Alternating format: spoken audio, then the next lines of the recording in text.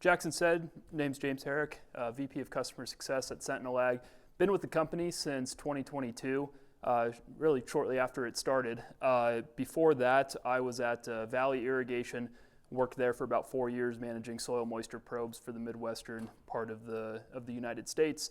Heard about Sentinel, really liked what they were doing, decided to join them in 22. Went to the University of Nebraska-Lincoln, and I currently live in Arlington, Nebraska, just a little bit east of Fremont. So I apologize in advance. There's going to be a lot of numbers thrown at you with this presentation. It's going to be very number dense. Might put you to sleep since we're just coming after lunch here. But again, with all these presentations, we really like a dialogue as well. So if you guys have any questions during this, just please feel free to raise your hand and call them out. So like Jackson said, this is probably one of my favorite things to present on. I love showing our results, good, bad or otherwise, for what we're able to do year over year. This year was definitely, it was a year for sure. There are a lot of factors at play, but my hope is that we can at least provide some more context for the numbers that we're seeing. So we'll hop right into it with our commercial results. I love showing this slide every year as well. See if I can figure out this dongle. So what I really like showing is just kind of how far we've come as a company. If you've been coming to these Sentry Network Summits since like 2022, we've definitely seen some real improvement here. We were at just a fraction of this size, really only in the state of Nebraska when we first started growing. But as you can see, this last year, we've really started to branch out from just Nebraska. And I really think that's really due to some of the additional service offerings that we have, like being able to manage dry land acres for nitrogen and things like that. So this last year, we were on about 60,000 acres, 23 states, and Sentinel worldwide. We're now in 3 countries.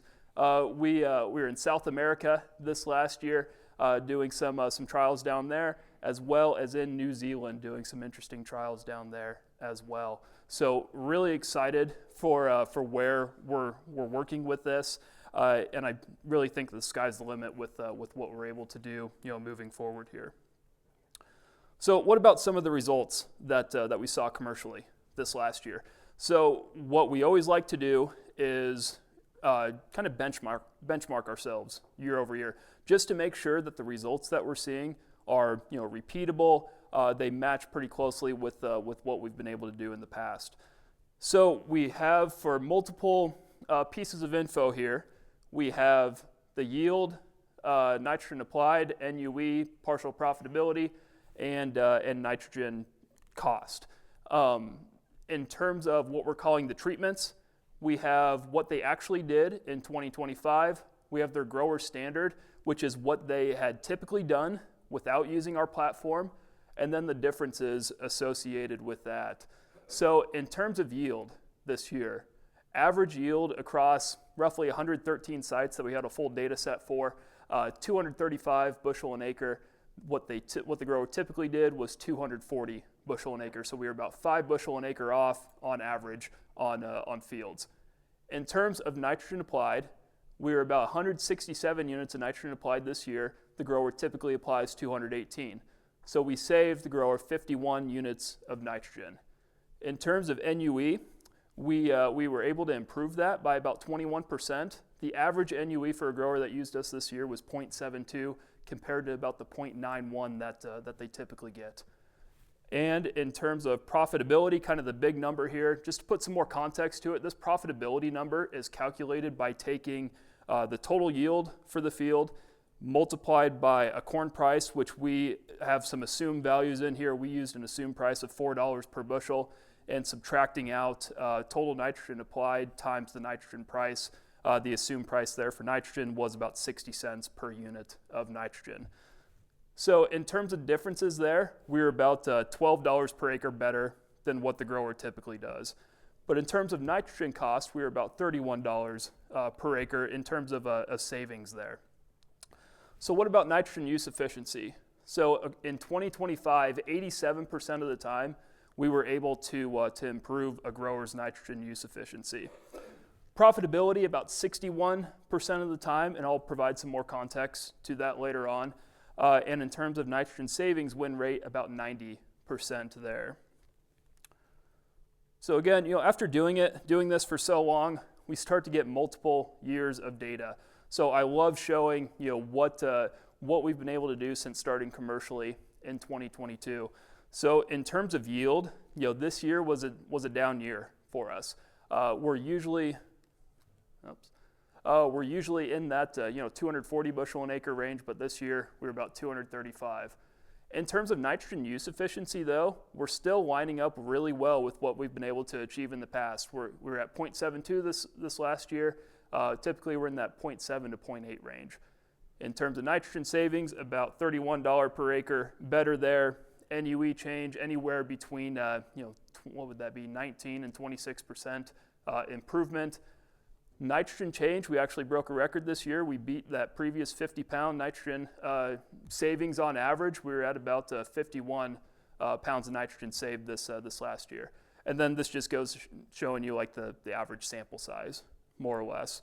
I know I've called this out multiple years now, but in 2023, one of the operations that we worked very closely with entered their field in the National Corn Growers Association low nitrogen contest, where you're limited to 180 pounds of nitrogen, and they see who can grow the most yield on that. They used our insights for that and ended up growing 313 bushel an acre corn on 178 units of nitrogen and won the contest that year from growers all across the United States. And we've also continued to have 5 top 6 finishes in 2 years. If we look at the average commercial profit change across multiple years, we're still in about that $59 per acre range for improving a grower's profitability. With an average yield increase of 4 bushels per acre, we're not really advertising a yield increase with this because obviously there's a million things that go into that, right? But just as the data sits today, about a 4 bushel per acre increase. So if you're me, you're probably wondering, what the hell happened? You guys were 5 bushels off from what you guys typically do. So quite frankly, that really scared me before I started digging into the data a little bit more. So I wanted to dig a little bit deeper and see, what was going on, what was causing that yield drag number. So all of a few slides here, next few ones, I think it was like the top 6 fields that had the most drop in yield from what they typically do. So I think that like number 6 was like 22 bushels off from what it typically does. I think the worst one is like 37 bushel an acre off from what it typically does.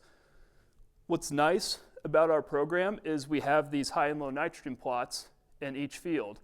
So now we essentially have a trial in every field. We can overlay yield data on those high and low nitrogen plots. And then from there, that can tell us, okay, was nitrogen a limiting factor?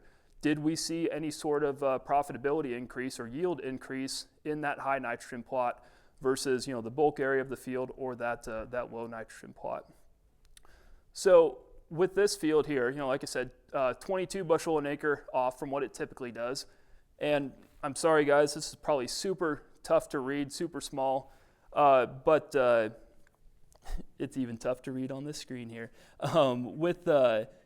You can see a very clear trend here in that so to put some more context to these numbers here, the top number is how many units of nitrogen were applied on that part of the field, and the bottom number is what the partial profitability was for that field. So what we're looking for is we want to see which one was the most profitable, which treatment more or less was the most profitable.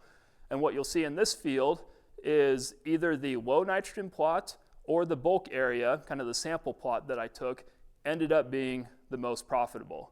So that was with this field. The one right next to it was about 27 bushel an acre off from what it typically does. Again, kind of the same story there. Either the bulk area of the field or the sample ended up being the most profitable or the low nitrogen. Now there's some outliers with some of these, but for the majority, that's what ended up happening. For these two, they're both 30 bushel an acre off. Again, we're seeing that same trend. The low nitrogen plot or the bulk area ends up being more profitable. And then with kind of the 2 worst ones that we saw across that 113 data points, more or less, Again, these ones ended up like either the bulk area or the low nitrogen plot ended up being the most profitable. So what this tells me is that nitrogen was likely not your limiting factor. If it was your limiting factor, what I would have expected to see is the profitability in these high nitrogen plots would have been much more than the low nitrogen plot and the bulk area sample of this field.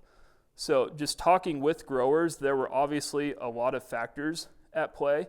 But when we get fields that are 36 bushel an acre off than what they typically are, and we're aggregating all that data, that is ultimately what's causing that yield drag. It may not be truly because of nitrogen, but there's a million other factors that are causing that yield drag that it's tough to show if we don't go into kind of this deep analysis. So I wanted to show you guys this. Spent a few hours last week just looking at those fields there. So again, what happened? Disease pressure was definitely a limiting factor. We saw southern rust, at least in my territory. You couldn't find a grower that didn't have southern rust in his fields. So that was a big one. Limited late summer sunlight and heat. I know that we got a lot of haze, a lot of cloudy days, especially like in August. I remember hardly getting imagery on some of those days. Also saw a lot of poor hybrid performance. So if I go back to some of these fields here, like this one here on the right, you can see that it did relatively well in the northern part of the field, but then as you kind of went south and then farther south here, the yields just dropped off. So I went and looked at the as planted map, and sure enough, there were multiple hybrids planted in this field, and it was just all about how that hybrid responded to its external factors. Also saw quite a bit of insect pressure this year, just in the limited scouting that I did. Saw some tip back here. This was a field that I took a picture of out in western Nebraska. Interestingly, I have these sorted by bulk area ear. Let's see, I think that middle one is one from the low nitrogen plot, and the one on the right is one from the high nitrogen plot. Saw the least amount of tip back in this field in the low nitrogen plots versus the high nitrogen or the bulk area of the field. That was just something I noticed. Don't know if that's on a wider scale or not. I just thought it was pretty interesting. But the kernels end up being about the same length roughly across all three of those ears there. So just something I observed there. So what are we doing differently, kind of moving forward here? We've talked a lot in our team about doing economically optimum nitrogen rate or EONR calculations across our commercial sites and our trial sites. So that will give us more of an idea of if nitrogen was the limiting factor or not. Since we have at least 3 rates per field, we have the bulk area rate, the high nitrogen, and the low nitrogen plot. So we have 3 rates per field essentially. So we can pretty quickly find out what that economically optimum rate was for each field. So we're planning on showing that in a lot more of our data kind of moving forward here. Again, just to provide more context on some of this, on some of these results that we're seeing here. So next, I want to switch gears a little bit and talk about the trial setup for our fertigation trials. So this is something that we've continued to do for multiple years. Adjust this a little. We've continued to work with the University of Nebraska to do these replicated fertigation trials. These are blind trials, and we are typically looking at comparing nitrogen management for both the grower and Sentinel. So there's typically 2 treatments per field, a grower versus Sentinel treatment, and at least 3 reps of each. So on the right here, this would give you an example of how those trials are set up. With our fertigation trials, we split the field up into multiple pie-shaped sectors. These sectors are all equal in size, but we have grower, like in the white sectors here, and Sentinel sectors. So we work pretty closely with the growers over the course of the season, and like when they need to fertigate, they'll let us know. And like if we don't need to fertigate at that particular time, we can make a prescription using some specialized equipment to only apply nitrogen to some of these pie shapes, but not others. So, it really is a kind of a blind trial. The grower does not have access to our data. They can't see when we're triggering recommendations. The closest thing that they can tell is that, we need to fertigate, and that's really about it. With this, we're looking at nitrogen management from about V6 to about R3. That's kind of when we cut off our recommendations. Been doing this with UNL since 2022, and these results are all published in the on-farm research journal that they have at the end of the year. So in terms of results for 2025, again, kind of an eye-opener for us. In terms of yield, we were about 2 bushel an acre off from what the growers' sectors were in this case. In terms of nitrogen applied, we were about 26 units less nitrogen than the grower.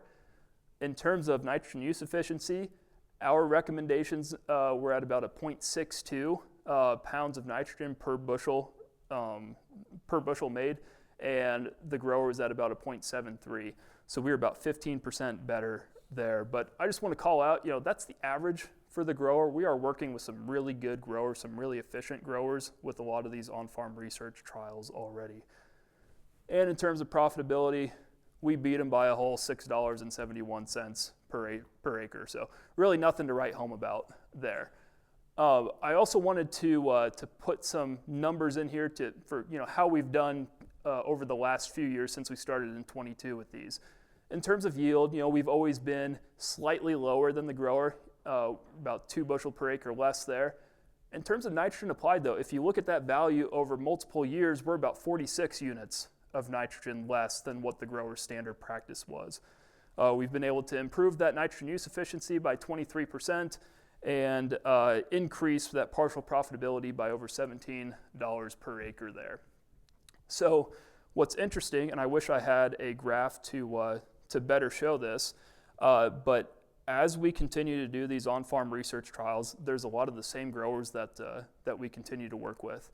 And I think what you would see if you plotted their nitrogen applied value over multiple years here, you would see that their applied rate is slowly starting to go down. So as they're using the platform, they're starting to see, how efficient they can truly be with this. And I won't say it's, impacting their decision making, but there may be some additional thinking that they're doing, just with their with how much nitrogen they want to apply. So I'll have some summary slides on that later on, kind of what we learned there. This map here is just a map of where those on-farm research trials for fertigation were held in the state of Nebraska here, mostly in the central to eastern part of the state. Not a whole lot going on out here, so this is maybe a plug. We'd love to work with you if you're especially in western Nebraska or into the panhandle here. We'd love to do some on-farm trials with you. I've got a few case studies here that I want to show with you guys. This first one was in Bellwood, Nebraska. 8 total sectors here. We had 4 grower and 4 Sentinel sectors.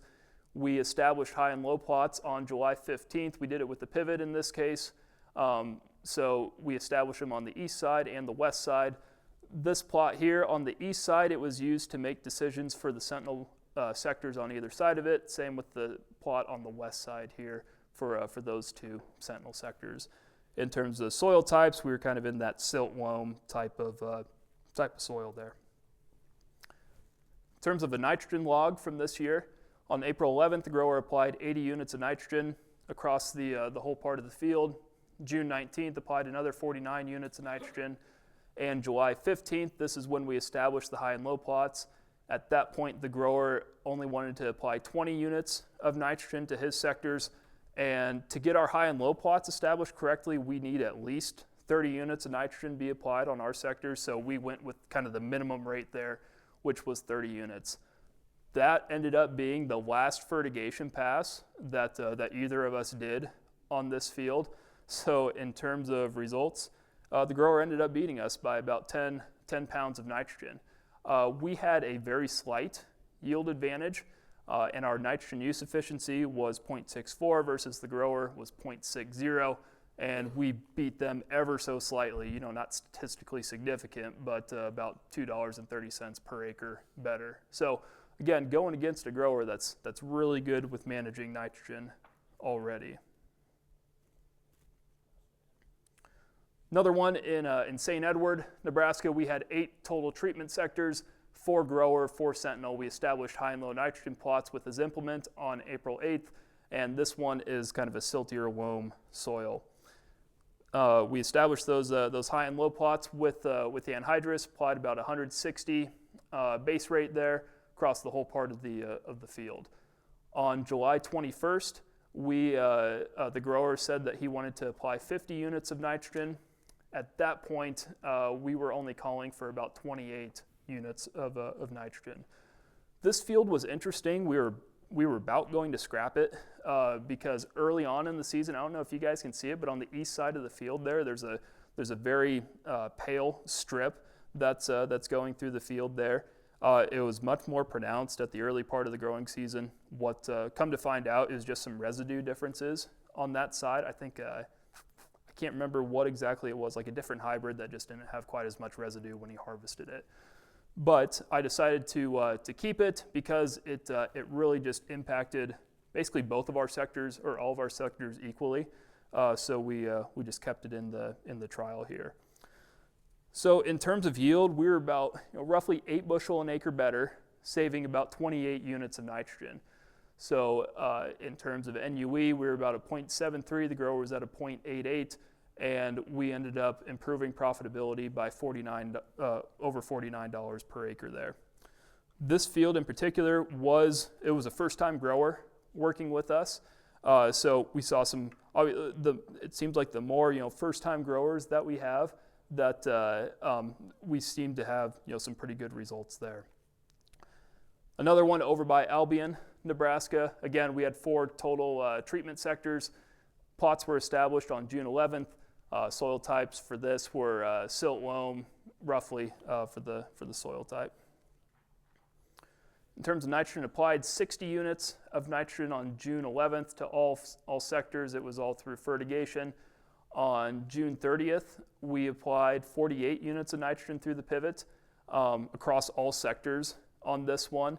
Not all of our sectors were triggering at this point, but a lot of them were close enough to triggering where we said, let's just go ahead, pull the trigger, and apply nitrogen on our sectors because we don't want to call the grower like a week later and say, surprise, we need to actually apply nitrogen on our field or on our parts. So applied 48 units there. Then on July 14th, the grower came back, said, I want to apply 45 additional units just to our sectors. We were not triggering a recommendation at that point. So in terms of overall yield, we were about 3 bushel an acre better. In terms of nitrogen applied, about 45 units better. We got a 0.48 NUE on this field versus the grower's 0.67.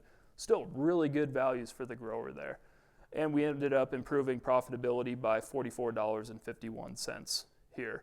So one thing that I'll point out with these profitability values, I just used a constant value pretty much the whole way through for corn price and nitrogen price, that $4 per bushel range and 60 cents per unit of nitrogen. Yeah. Do you take off the cost of the tool or not? We do not with that. If you wanted to get a better idea of what that was, I'd probably take off like $10 roughly for something like that. So still, even with this, about a 3x ROI, right? This one was not in the on-farm research network this year, but it was one out in Sidney, Nebraska, which is why I wanted to include it, just because we don't get a whole lot of data from out there. Colton, our account manager, did a really good job at managing this one. We had 6 total sectors, 3 grower, 3 Sentinel. We established high and low nitrogen plots in each sector within this field, and they were established on June 30th. Again, silty loam type of soil on this one. The way that the nitrogen log fell on April 8th, 29 units of nitrogen across the whole field. May 10th, 62 units of nitrogen.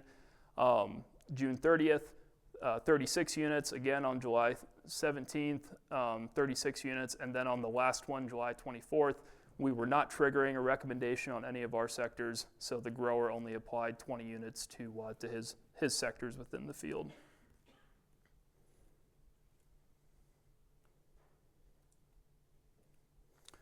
For results, we were about 4 bushel per acre better with that, while saving about 20 units of nitrogen So the profitability increase there was about almost $32 per acre on our sectors versus the growers' standard practice there. So we're really happy to see these results. Like I said, we definitely want more data out in western Nebraska for sure. So if you have growers in that area, or if you are a grower in that area, please just let us know. So what did we learn with these results? Number one, the grower's nitrogen rate is decreasing with more trials that we have. Like I said, since we're having more and more repeat growers in these on-farm research trials, we're starting to see some lower nitrogen applied values. Disease pressure and imagery issues definitely impacted our results on average. There were quite a few fields that we had to take out of our on-farm research trials for this year, just because there were external factors that really affected the results, whether it was hail, wind damage, or disease pressure. Sentinel's nitrogen use efficiency and total nitrogen applied, those values still continue to be consistent year over year. So we're using data to help make those recommendations. As you would probably expect, that value is remaining pretty static year over year. And we still have a positive ROI, though it's not as profound as what the initial years in on-farm research were. Okay, so I want to switch gears and go into the all-in side of things. This was new for us, pretty new this last year, and we wanted to have multiple trial sites where we were comparing grower versus Sentinel management of nitrogen in dry land and non-fertigated acres, so maybe irrigated but not necessarily fertigated. Again, these are typically two treatments with grower and Sentinel. We have usually 3 reps for each, and we're managing nitrogen through that V6 through R3 growth stage range. You'll hear me say V6 a lot.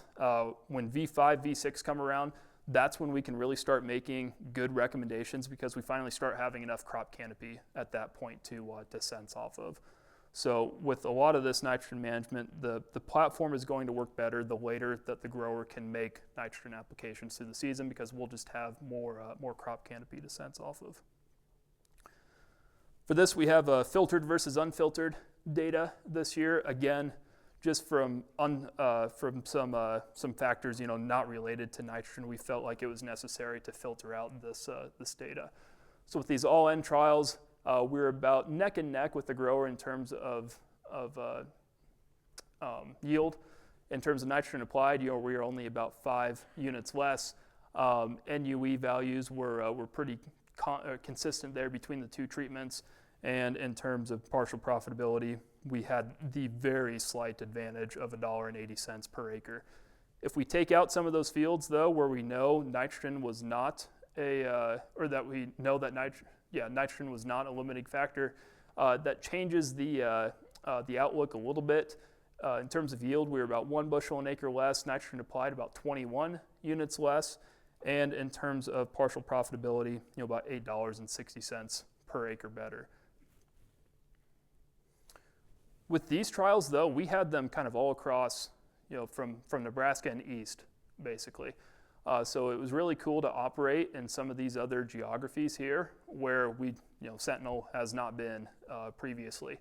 So just really cool to kind of see that spread. I feel like we have a really good idea of how this performs in multiple geographies. This one is a case study over in Floyd, Iowa. I have the kind of the trial set up here. And in terms of when they applied nitrogen, May 3rd and May 5th, they did 151 pounds, 18 pounds. Then July 15th was that split application, or that second application that was made. The grower applied 91 units of nitrogen to their parts of the field, and we applied, at that point, we were just calling for 35. So we were about, in terms of yield, we were about a bushel less per acre. In terms of nitrogen applied, about 55 units of nitrogen less. NUE, we were at about a 0.78, the grower was at 0.99, and for profitability, almost $35 per acre more profitable than what the grower was able to do on their parts of the field. Another one in Utica, Illinois. On May 9th, put 100 units of nitrogen across the field, and on June 10th, for that second application, the grower applied 115 units of nitrogen. We were only calling for 70 units at that point. For yield, about 2 bushel an acre better. Nitrogen applied about 45 units less, and in terms of profitability, about $35.50 per acre better than the grower's management with dry land.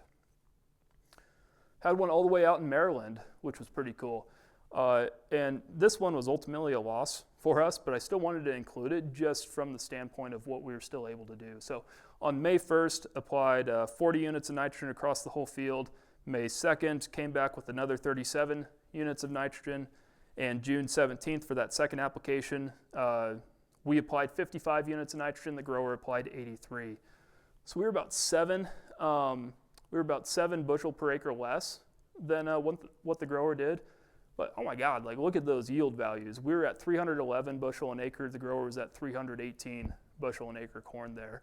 When I first saw this data, this was not a field that I worked with directly. Jack Tickner did a great job with helping manage this field. I reached out to Jack and I was like, "Are these yield values correct?" Because there must have been something wrong with the calibration in the combine or something. But he said, "Nope, those are the accurate values." So even though we were 7 bushel an acre less, we only ended up applying 132 units of nitrogen. We got an NUE value of 0.42. So when somebody says, "Oh, you can't grow high-yielding corn with a very low rate of nitrogen," well, you can. It's definitely possible, but you just have to have a nitrogen management tool to help you get to that point, to give you more confidence that you can cut back while maybe not necessarily sacrificing yield. But ultimately, we were less in terms of profitability on this one by about $9.50 per acre. But still just a really cool use case for this, showing that the high yields can still be there. So what did we learn with these all-N trials? All-N produced equivalent or better outcomes than the grower's standard management, and we didn't have to include any tissue sample data, any soil sample data, and we did not have to include a yield goal for our recommendations. So, that's a lot of data that you have to put in there, right? If you're having to put in tissue sample, soil sample, yield goal, all of that, we're able to do at least better or as good as the grower without putting that in. We think that improvements to modeling will really improve the performance of this all-N tool. And something else, that we just want to underscore here is that up-to-date nitrogen logs and planting information is going to be critical to make this work correctly. You're only as good as the data that you have in front of you, right? In this case, we're only as good as the data that's inputted into the platform. So that's why keeping all this stuff up to date is going to be pretty critical to get these correct rate recommendations. So we know that's definitely an ask to have those up to date, but again, it's going to be that we're going to have better recommendations if we have good data pushed into this. So something that if you're a service provider of ours, you kind of heard me talk about it a little bit yesterday, the virtual calibration side of things. So what does virtual calibration mean? We dabbled in this a little bit this year. Saw some really good results. Virtual calibration is being able to still make recommendations without high and low nitrogen plots established in the field. Why we wanted to do this is probably one of the top reasons why a field didn't get put into the Sentinel platform was there was something that happened with the high and low nitrogen plot establishment. They did not get the high and low plots didn't get established. So really at that point, we just had to say, see you next year, we'll try it again. But this year, we wanted to see if we could use our virtual calibration approach to still make recommendations even without high and low nitrogen plots. Caveat to that, or maybe user warning I'll say, is that this should really only be used as a backup. We're not saying that you never need to apply high and low nitrogen plots to your field again, but this is still a really good use case if we maybe miss the boat for establishing those. We're not really great with this with helping the timing recommendations, at least not right now, but it's really geared more towards the amount that's recommended to more or less get you to the finish line. This can provide flat rate or variable rate recommendations, and it may be more risk adverse than typical setup with high and low nitrogen plots. What I mean by that is we may recommend applying more nitrogen just to play it on the safe side with this instead of kind of cutting the crop short, because again, if we don't have high and low plots, we're kind of going into it blind, but we at least have some science to back this up. I want to call out this case study by Takema, Nebraska. This one was kind of an accidental case study that we had. We initially set out to do a kind of an all-in trial with this with high and low nitrogen plots established, but my fault, I did not get in contact with the grower soon enough, and those high and low plots were not established. So we didn't really want to throw this. Trial away. So we just decided to maybe run it with the virtual calibration side of things. We made a rec for the last application. This was a pivot irrigated field. It was planted on the 23rd of April, and it's a silty clay soil. In terms of nitrogen applied, about 15. What would that be? About 19 units of nitrogen applied on the 24th of October, 150 units applied on April 28th. That probably would have been the one to establish high and low nitrogen plots on had we done that. And then July 2nd is when the grower came back and wanted to apply kind of his last application for the summer. He wanted to do a variable rate nitrogen map. So we had these 3 strips kind of right in the middle of the field here. Those were our Sentinel strips. So we applied 70 units of nitrogen to our strips within the field, and the grower on average applied about 65 units of nitrogen there. So when you break down yield, we're roughly 7 bushel per acre better. Nitrogen applied, we're slightly more at 12 pounds of nitrogen to the acre, but in terms of profitability, about $20 more profitable than the grower's management practice there. Another one over by Palmer, Nebraska. This one, again, was kind of an accident. I think that the grower reached out to me kind of late in the season and said, I want to do this field. I want to get a recommendation on it, but I don't have plots established. So we decided to go forward with that. The field was planted on the 2nd of May, silt loam soil, and this one is actually a gravity irrigated field. So the grower would apply nitrogen right before his gated pipe would be installed on his field, and that would be kind of the last chance to apply any nitrogen. In terms of nitrogen applied, 8.2 pounds on March 27th, 45 on May 2nd. What was that? About 52.5 units of nitrogen May 2nd. And then the last application, we recommended about 108 units of nitrogen be applied to this field using I know it doesn't show it very well, but a variable rate nitrogen map. We were about 5 bushel an acre better than what the grower is typically able to grow on this field, while using about 31 units of nitrogen less and improving that profitability by over $38 per acre. I won't 100% claim that it was due to nitrogen. They were using a different implement this year to help with the flow of water through their field, so that probably played into it as well. But at the very least, we did not hurt yield with cutting back that nitrogen rate to the field. So this was definitely a win in our books. So what did we learn here? This approach has the ability to recommend more or less nitrogen than what the grower typically does.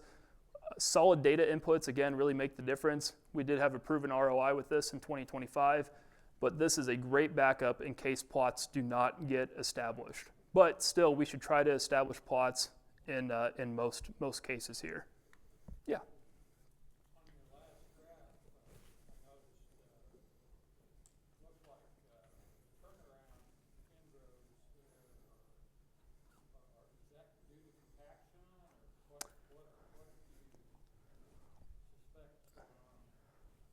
Don, you might have a little bit of insight on that. I know that you have some gravity irrigated fields. Do you see, like on the turnarounds here on the end of the rows, that they perform maybe a little worse than the rest of the field on some of your stuff? Was that white with the side dress rate, the nitrogen? Yes. Yep, it was. I guess they were probably just lagging the sprayer catching up, and they probably were low. Oh, sure. Yep. So it's probably the sprayer was just picking up speed, and that's why. Gotcha. That'd be my Yep. The sprayer was just higher, or it was just trying. The rate controller was trying to catch up more or less at the beginning of those passes. So it just got cut a little bit short in terms of nitrogen applied on kind of the beginning there. But. So I know I'm coming up on time here. I want to leave maybe a minute or two at the end for questions, but just some additional use cases that we've seen year over year. This one was a field that we had in Nebraska. The grower had a nitrogen replacement. I'm not going to name the company, but they were basically making their own nitrogen on their farm. They wanted to see how well it was going to work, so they applied a cut rate of synthetic nitrogen and that nitrogen replacement product on the west side, and on the east side just kind of did their standard management. This was an image, I think, in August sometime, early to middle part of August. You can see that the west side of the field is really dropping off. We had plots established on this west side here. They were really calling for more nitrogen at this point. So with this grower, just wasn't a very good use case for him. This was a biological product on the center image here, where we did a cut rate on the east side of the field with the biological, west side of the field just treated normally. On the later part of the growing season, the east side just really dropped off in terms of crop canopy, and those high and low plots, and you can see those clear as day in this image here. So again, this biological product just didn't really work that great for this grower. And then they wanted to also do a replicated trial of treated versus untreated with the biological product in their field. On this replicated trial, didn't really see any benefit to the biological product on this one. So I know this sounds like I'm kind of crapping on biologicals. I'm not doing that purposefully. I'm just showing you different use cases for this. So if you're ever curious about how a biological product would work on your operation, this is a great way to test that out. This was a cover crop in western Nebraska. When I first saw this image in the early part of May, I thought that this corn was just really taking off and it was super green already, but we had an issue. The high and low plots are just triggering right like crazy. Did some more digging. This was actually a very green rye cover crop, and those high and low plots that we established in the early part of the season were just really poking out. So what this was telling us was that rye cover crop was soaking up that plant available nitrogen that was there. And we all know once that cover crop dies off, it's not going to release that nitrogen back to the soil instantaneously. So we made a recommendation to apply a pretty light rate of nitrogen to this field just to give that corn that was coming up through the rye cover crop some additional nitrogen as it was getting started there, so we weren't shorting it on the early part of the season where we're still building yield, right? This was a high residual field in central Nebraska this last year. I think that this one had about, it was like 200, 250 units of carryover from the previous year in terms of nitrogen. The last year they got hailed out pretty early in the season, and it went to another, I think it was like sorghum or something that it went to after that. But this last year in 25, the grower wanted to see, could he count on all of that residual nitrogen in that field. So going into this, I thought there's no way that this field is ever going to trigger a recommendation. We'll put on a very light base rate, that minimum of 30 pounds, just to get the high and low plots established, but I'm betting that's going to be it. I was wrong. We triggered a recommendation to apply nitrogen in late June, and it was definitely a legitimate recommendation. You can see on the center image here, you can see the high and low nitrogen plots poking out in the field here. So it was definitely calling for more nitrogen. What I expect was happening is that that nitrogen was there in the soil, it just wasn't plant available yet, so it just needed to maybe mineralize a little bit more. So the grower applied a very light rate of nitrogen. I think he did like 2 passes of 15 units, if I remember correctly. So we ended up only applying about 66 units of nitrogen total to this field, and still got, I think it was like a 230, if somebody can check me on my math based on the NUE. But for actual applied nitrogen, we were able to get the grower a 0.28 nitrogen use efficiency on this field. So that was pretty cool to see. This field here, been in the platform since 2022. It has never triggered a recommendation to apply more nitrogen. The grower's management style was, I apply a pretty heavy base rate, and I typically fertigate once more, about 40, 50 units on top of that. Since he's applied that base rate, we've never triggered a recommendation to apply more. So, and what does that tell me? What does that tell you? The upfront rate is probably too high, right? Since we've never triggered a recommendation. So, after a few years here, we finally got the grower convinced going into 2026, going to reduce that upfront rate. So maybe we can get the platform to trigger one of these years and finally put it to use. We are looking at additional crops as well. We are in wheat, sorghum, sugar beets. I love throwing seed corn in here. Seed corn is a great use case for those of you guys that are growing that. And we also dabbled in potatoes quite a bit this year. Some pretty cool results with that unfortunately I won't have time to get into. I do want to say though, we are in cotton as well. So for those of you who have growers that are looking at cotton, we had 3 trial sites this last year. We had similar yields compared to the grower while saving them roughly 26 pounds of nitrogen to the acre and improving that profitability by about $18. We can also provide plant growth regulator prescriptions for cotton as well. That's also something that we've been testing using our current setup practices, so nothing special that you have to do there. This is still in the trial stage though, so we are looking for additional partners. I do want to call out some of our partners that we've had this last year. We are on multiple TAPS programs through the University of Nebraska, Colorado, Kansas, and Maryland, as well as Auburn. Continue to work really closely with Nebraska Extension, Ohio State University, Georgia, the REACH program in St. Louis, Grand Farm, Nebraska Soil Health Coalition, Ag Launch, and Redox. We were on Redox's expert farm this last year. Cool thing about Redox, they actually donated 10 gallons of their RDXN product to the Sentry Network Summit today, so we'll be drawing for that later on. So just kind of wrapping it up here, we are looking for trial, in 2026, there will be trial opportunities, both mostly on the non-fertigated trials. That's really what we continue to want to work with. We're working on grant proposals in Ohio, Minnesota, Illinois. We're also going to be collaborating with a lot of NRDs across Nebraska to do maybe some more fertigation trials. We're also working with Practical Farmers of Iowa, again, the REACH program and the Nebraska Soil Health Coalition to do trials there. So if you're interested in doing trials, please reach out to us. We'd be more than happy to get you in touch with the right person. But just a lot of exciting stuff, coming down the pipeline here with nitrogen management outside of just our typical fertigated nitrogen management side of things. So just super excited to share these results with you guys. If you have any questions, I don't know if we quite have time, but please just track me down and I can definitely go answer any questions that you might have. So thank you guys.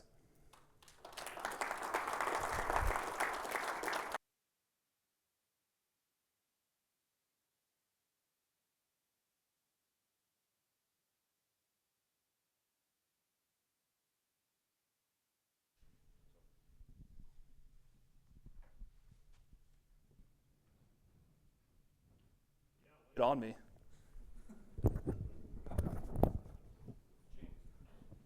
Yeah, Joe. So I've been working with you for about 3 years now, and last year I started putting more confidence in you, of course. And so I trusted the data, and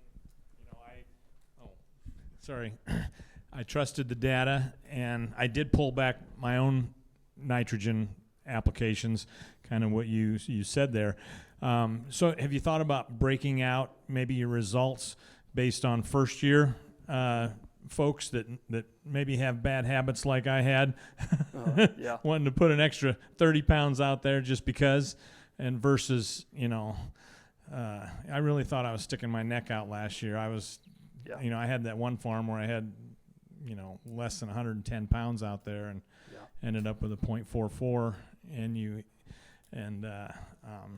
so that's something that we should hire you as a data intern, Joe. Yeah, because I personally I did not think of that. I'm sure that Jackson probably thought of that. I'm sure that others on the team have thought of that. It would have been cool to include that though, because there is a pretty stark difference in growers that have used us and have not used us. So going forward, we definitely need to show that those differences in results more clearly. So that's something that we'll definitely start breaking out more.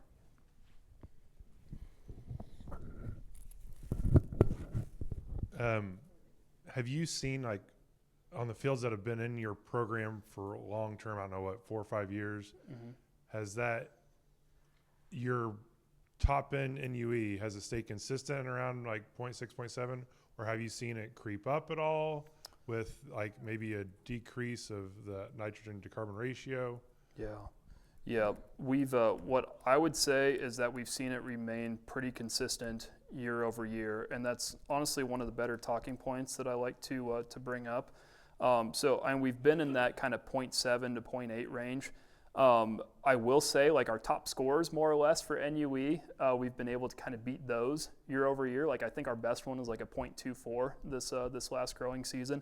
But on average, our nitrogen use efficiencies have kind of remained the same. You know, we started out at 0.81 when we first started commercially. These are all the same fields, or this is just all your fields? This is all of our fields, but we do have a lot of repeat fields included in this. Yep. So it's not like, you know, we're cutting off nitrogen first year and then second year or beyond, we have to hammer it back on again. We are seeing relatively consistent nitrogen savings year over year.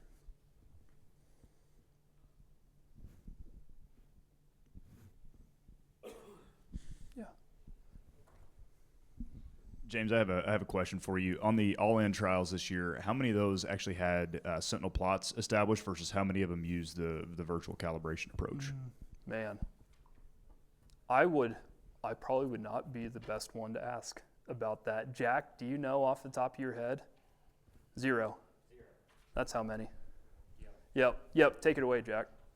Yeah, so unfortunately, we kind of ran into a problem on a lot of these all-in trials that we were not able to get the plots established prior to making that side dress or wide drop application.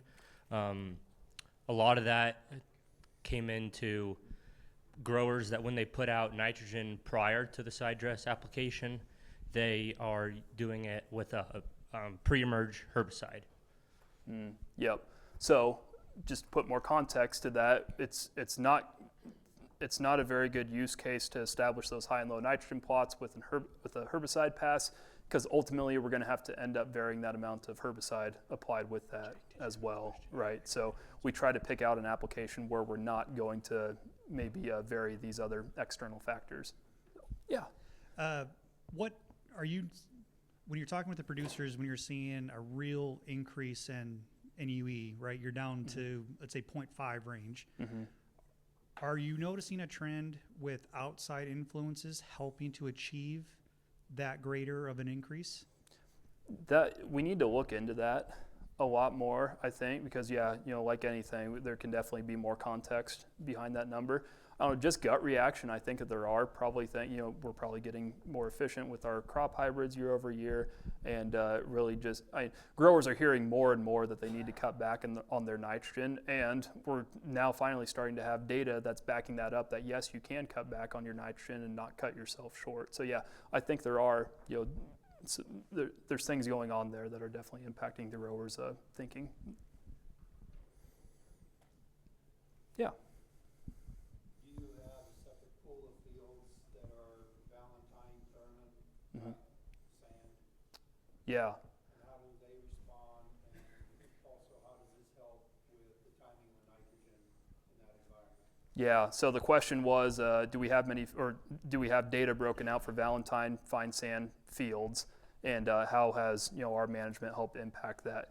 We do have a large spreadsheet that we've been working on year over year. I think it's like 340 fields worth of data in it, and for each field we classify what the soil type is. So we have that ability to pick out which ones are kind of those sandier type soils and see what the results are. So we can definitely tell you that. That's something that we can definitely follow up on. In terms of how it's kind of changed up management styles there, I know for some of the sandier growers that we work with, they were before using Sentinel, like true spoon feeders, like almost every week they would apply a very light rate of nitrogen, like 10-15 units with their irrigation pass. So since using us, though, they've been able to not only reduce the amount of nitrogen that they apply over the course of the whole season, but reduce the amount of times that they have to go out and fertigate. So we're maybe doing a little bit heavier applications with the couple times that we have to fertigate. So. Have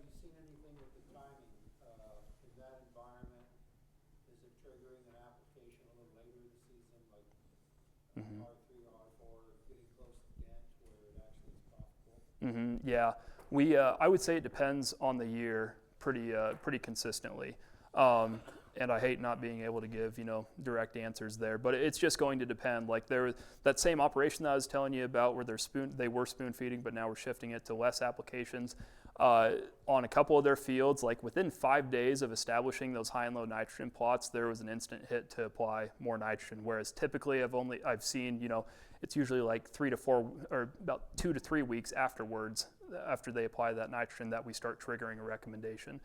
So in that case, we definitely applied a lot sooner than what they typically would.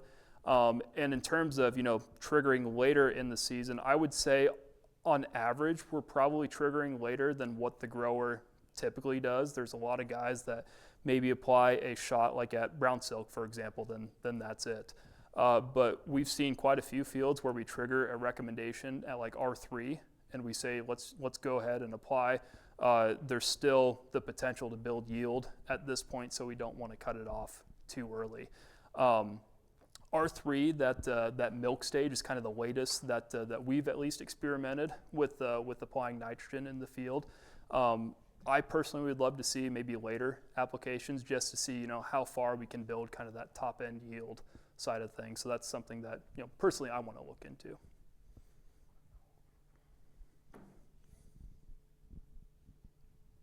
Any other questions, guys? Okay. Well, I'll let you guys go to the break. Thank you very much for all the good questions. And if you guys do have anything else, any other comments or anything like that, just please feel free to reach me. So thank you.